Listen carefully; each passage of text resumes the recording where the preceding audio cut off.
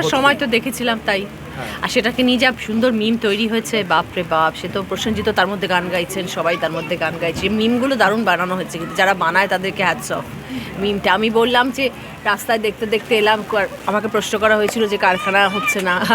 আমি বললাম যে অনেক প্রশ্ন করা হয়েছে, সেগুলো আর বলছি না, এখন ছেড়ে দাও। সেটা নয়, পরে একদিন যখন আমি প্রেস কনফারেন্স করবো তখন আমি বলবো। কিন্তু আমার মনে হয়েছিল যে আমি যখন রাস্তা দিয়ে আসি, আমি দিতে এরম না যে প্রথমবার এলাম, বহুবার যাতায়াত করি, কারণ আমাদের শোজ ছিল। এখন তো রাজনীতিতে এসেছি। এর আগে তো আমাদের গানের অনুষ্ঠান, নাচের অনুষ্ঠান আমরা সব শিল্পীরা করতাম। আমরা প্রচুরবার, সিঙ্গুর তো প্রথমবার নয়, বহুবার এসেছি। সিঙ্গুরে বেচারাম দেখে তো আজকে চিনি না, অনেক দিন আগে থেকে চিনি। তো আগে যখন এসেছি তখনও, তারপরেও দেখেছি যে কারখানা তো আছে। এবং যখন রাত্রেবেলা আসলে ধোঁয়া দেখা যায় না, ওই জন্য ধোঁয়ার কথা কখনো বলিনি। কিন্তু যখন দিনের বেলা আসছে তখন দেখছি কারখানার উপর থেকে ধোঁয়া বেরোচ্ছে, সেটা নিয়েই বললাম। সেটা তার বিশাল বড় একটা মিমও হয়ে গেল। যাই হোক, ঠিক আছে, যেরকমই পাবলিসিটি হবে সেটা রচনা হয়েছে জন্যই ভালোই।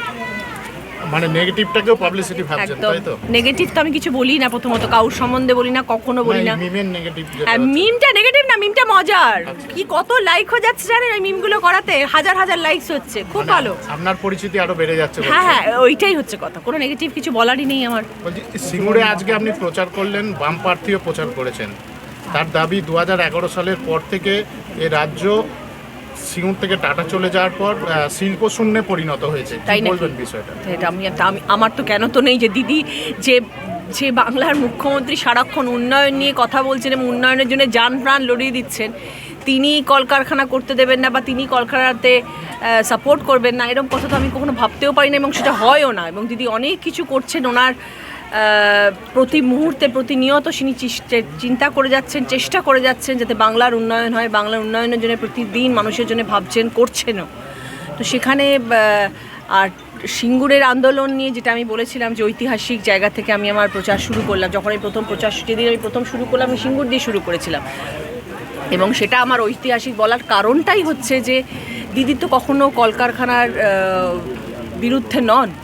দিদি চেয়েছিলেন যেসব কৃষকদের জমি জবরদস্তি উচ্ছেদ করা হচ্ছে, দিদি যাদের দেখেছেন যে তারা কাঁদছে যে আমার বাড়িঘর নিয়ে নেওয়া হচ্ছে, আমার ওইটুকু ফালি জমি যেটা চাষ করে আমার সংসার চলে সেটা আমার নিয়ে নেওয়া হচ্ছে, দিদি তাদের জন্য লড়াই করেছেন। দিদি কিন্তু কলকারখানার বিরুদ্ধে কোনোদিনও ছিলেন না। দিদি বলেছিলেন কারখানা হোক, টাটা আসুক, সব আরও আসুক, আরও অনেক কলকারখানা হোক, কিন্তু সকলের থেকে অনুমতি নিয়ে, পারমিশন নিয়ে, সকলের মাথা যখন বলবে যে হ্যাঁ আমরা দিচ্ছি জমি, তখন নেওয়া হোক। এরকম নয় জবরদখল করে তাকে বাড়ি থেকে বার করে দিয়ে তাকে যেরকমভাবে পথে বসিয়ে দিয়ে তার জমিতে দখল করে করা হবে, তার বিরুদ্ধে দিদি দাঁড়িয়েছিলেন। তো সেই জন্য কখনোই দিদি আমাদের কলকারখানার বিরুদ্ধে নয়। যারা এরকম ধরনের অপপ্রচার করেন আমি তাদের বিরুদ্ধে কথা বলতে পারি। কারখানাটা চলে গেল কেন? এখনো পর্যন্ত 12 বছরে একটা কারখানা কেন নিয়ে আসতে পারেনি? এখানে বাণিজ্য সম্মেলন চলছে, কোটি কোটি টাকা খরচ হচ্ছে, এখনো পর্যন্ত একটা শিল্প আসেনি। উল্টে এখান থেকে শিল্প চলে গেছে, জিন্দাল চলে গেছে, আরও অনেক অনেক লোকজন এসছে, তারা চলে গেছে। কিসের জন্য গেল? তো যদি কারখানা ওর বিরুদ্ধেই না, তাহলে তো কারখানা এতদিনে থাকার কথা ছিল। কি কারণে চলে গেল? কি কারণে বুলডোজার দিয়ে টাটার কারখানাকে উড়িয়ে দেওয়া হয়েছিল? সে প্রশ্নের জবাব উনি দিতে পারবেন?